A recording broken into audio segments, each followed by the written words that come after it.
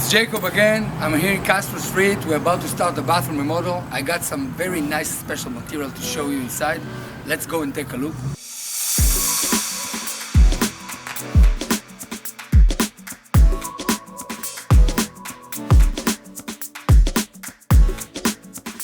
This freestanding bathtub, original from the house. This house was built in the 30s. They really wanted to change that to a bigger freestanding tub. And with the designer, we decided that the best tub that's gonna fit here, we built a small bench on the corner. It's gonna be a built-in soaking tub. A little bit more modern, something more nice that they're gonna take advantage and enjoy for the future. Of course, tiles goes all the way up. And as you can see here, the vanity gonna flip the direction, the toilet gonna slide a little bit to the right. More space, more clearance. Immediately you get a better feeling about your bathroom. I'm very excited to see how this project gonna look like. Stay tuned.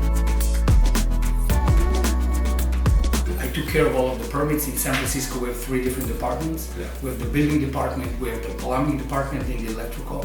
So when we decided to move forward here and pull the permit, I noticed that we don't have any exhaust fan. I told the client that no worries, I'm going to take care of your exhaust fan, and we need to provide and install here a different switch for the fan. It's called moisture sensor. That's how to meet the city codes.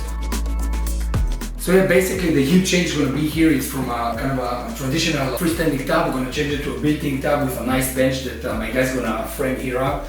This old wood paneling doesn't look good, huh? It's going to be changed for a nice wainscoting. Exhaust fan going to be open the roof, and I'm going to route all of the ducting to be outside. And the exhaust fan going to be connected to a sensor here. The toilet almost in the same location. The tile floor going to be laid out like that, so whenever you open, you have the sidewise, and it's going to be wide and then make you feel comfortable with the layout. We're going to do paint, of course, semi-gloss, so it's going to be water resistant. The vanity going to be changed, and it's going to be a floating vanity with a nice recessed mirror.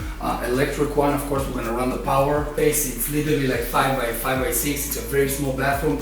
The best layout you do as a contractor is to understand how you open from the door inside and you feel more comfortable with the layout. Especially in San Francisco, when most of the houses will almost look the same, like 1,000 square feet, 800 square feet. Basically the bathroom is like almost is in the same size.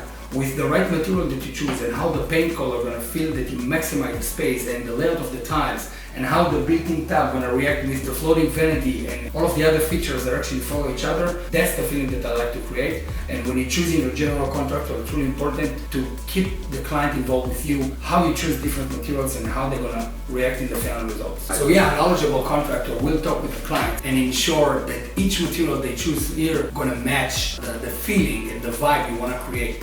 Again, especially when it's a very small space, you want to maximize the feeling. That's why we decided from a swing door to have a pocket door, so you have more space for the clearance. We decided to flip the direction of the vanity, how the floor tile matched to the tile for the walls. And basically, yeah, that's really important to choose the right contractor who can help you out to choose every material you need for the bathroom model. So what's really important is how you maximize the feeling with the materials. How the space is gonna feel bigger. And the right material can make a huge change, and immediately you see the results.